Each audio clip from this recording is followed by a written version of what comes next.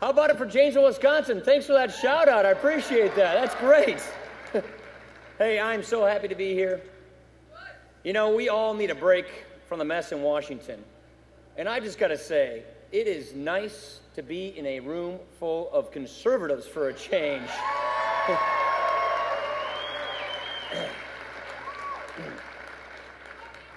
Thank you. It is time to take stock, to catch up with friends, and to plan for the future. So I am grateful for the chance to speak with you, and thanks for this opportunity. You know, this has been a really big week. We got white smoke from the Vatican, and we got a budget from the Senate. Oh, the Senate, they call their budget a foundation for growth, restoring the promise of American opportunity. Wow, I feel like saluting already.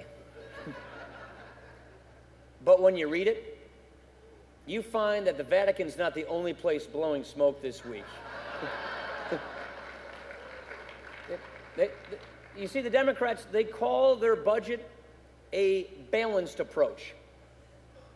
The thing is, they never balance the budget, ever. In fact, they call for another $1 trillion plus tax hike on top of even more spending. If we did nothing, meaning not pass their budget, the government would save money. Look, we take the opposite approach. I am proud of our budget because it's changed the conversation. Today, we're not talking about cliffs or ceilings or sequesters. We're talking about solutions. And that's how it should be. Our budget expands opportunity by growing the economy. It strengthens the safety net by retooling government, and it restores fairness by ending cronyism.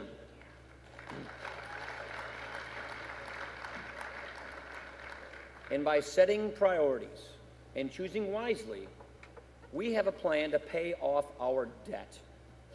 In fact, we balanced the budget in 10 years without raising taxes.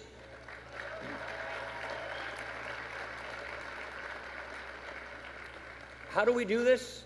You know, it's really pretty simple. We stop spending money we don't have. Go figure. You know, historically, we've paid a little less than 1/5 of our income in taxes to the federal government each year. But the government has spent a lot more. So our budget matches spending with income. We say to Washington, what we are willing to pay is what you're able to spend, period. Every family lives within a budget. Washington should do the same thing. The crucial question isn't how we balance the budget, it's why we balance the budget. The budget is a means to an end. We're not balancing the budget as an accounting exercise. We're not just trying to make the numbers add up.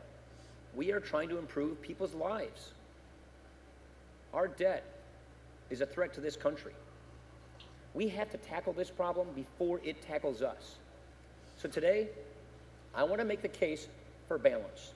That case, in a nutshell, is that a balanced budget will promote a healthier economy. It will create jobs, and nothing is more urgent than that.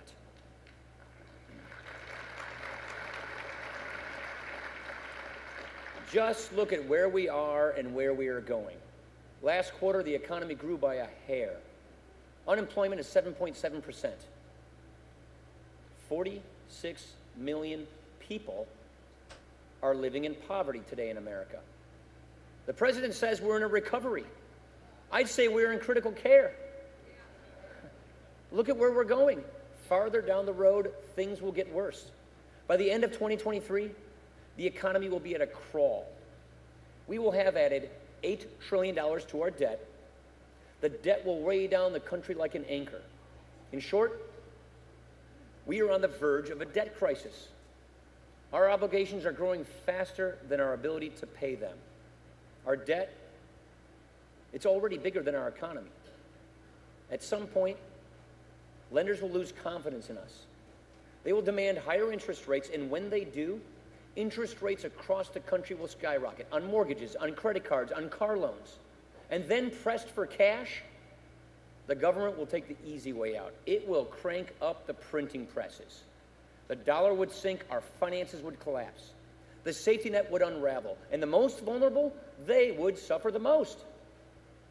A debt crisis would be more than an economic event, it would be a moral failure. You see, by cheapening our currency, government would cheat us of our just rewards. Even now, we are hurting American working families.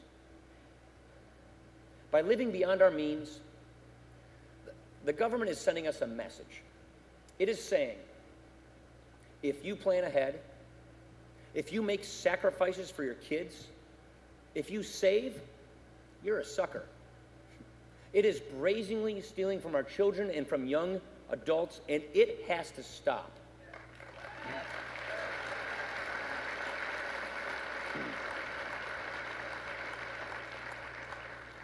We know what the problem is. Our economy needs growth. Our entitlements need repair. They're creaking under the pressure of growing healthcare costs and an aging population. In just 10 years, spending on Medicare and Social Security will double. Spending on interest will quadruple. No amount of taxes can prop this up. Even with President Obama's tax hikes, the deficit will be nearly $1 trillion in 2023. The answer is very clear. We have to fix our entitlements. We have to grow the economy. Look, our budget takes these necessary steps, but it also confronts a broader challenge. Our debt, it's a sign of overreach. It's a sign that the federal government is doing too much. And when government does too much, it doesn't do anything well. We need to make this point more often. We don't see the debt as an excuse to cut with abandon, to shirk our obligations. We see it as an opportunity to reform government, to make it leaner and more effective. That's what we ought to be doing right now. That's what conservatives stand for. That's who we are. A balanced budget is a reasonable goal because it returns government to its proper limits and focus. When government overreaches, it doesn't just hurt our paychecks, it hurts our quality of life. We need to make room for community, for that vast middle ground between the government and the individual. We need to remember that people don't find happiness in grim isolation or by government fiat. They find it through friendship, through free, vibrant exchange with people around them. They find it through achievement. They find it in their families, in their neighborhoods, their churches, their youth groups. They find it in a healthy mix of self-fulfillment and of belonging.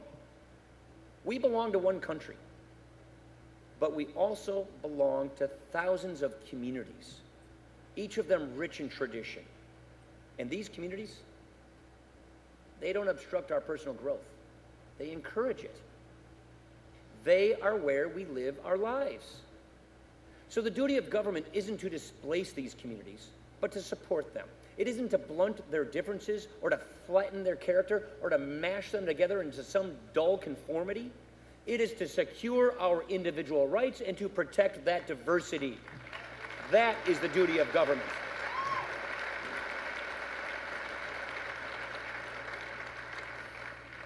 Our vision, our budget, makes room for these communities to grow so that the people in them have room to thrive. We can't just talk about these communities. We have to talk with them. We have to engage them. Because leaders don't just speak up, they listen too.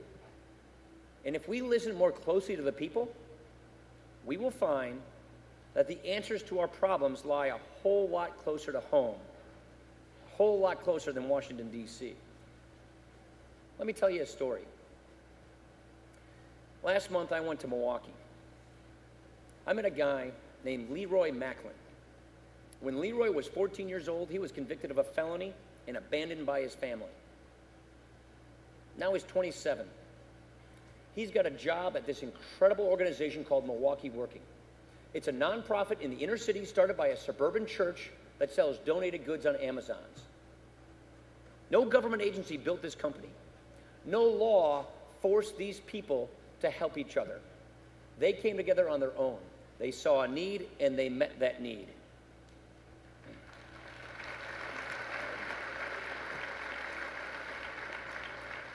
Look at the results in this one life. Today, Leroy turned his life around. He's providing for his sons, and he's an example for us all. You see, work gives people more than a paycheck. It gives them a sense of purpose, a sense of pride. It makes them a part of their community. It gives them the dignity that we all deserve. And we can never forget this essential fact. Work is good. Work is dignified. When we try to help struggling families, we should listen to people like Leroy, because they remind us that every life has the potential for redemption. Their example must inform our approach. And government must work with them and not against them. But before all else, government must work. It must function. Government must function because chaos is fertile soil for liberalism. You see, when politicians budget by crisis, what happens? They make deals in the dead of night, far away from public view. Lobbyists sneak in their pet projects, and government grows. Cronyism spreads. It crowds out our communities. And as it lurches from crisis to crisis, it freezes people in fear. In effect, we levy an uncertainty tax on everyone in the nation. We make it impossible for them to plan for their future. Our budget offers an end to the brinksmanship. It restores regular order. We trim the government back to its proper size. We balance the budget.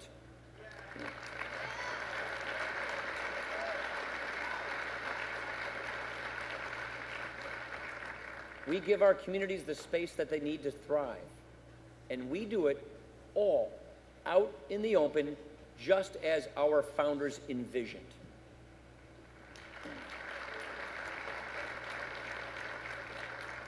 The other side can join us in this common sense goal, or they can choose the status quo. But they must choose. They can no longer hide behind inaction. The American people deserve an honest account of our challenges and what is needed to confront them. We don't hide behind our beliefs. We argue for them. Because a budget is more than just a list of numbers. It's an expression of our governing philosophy.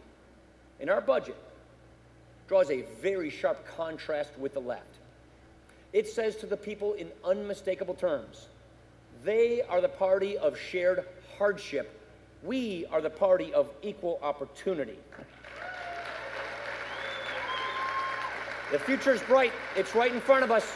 We can do this. We need your help. We appreciate your support. Thank you so much. Go get them, all right, everybody? God bless you guys. Thank you so much.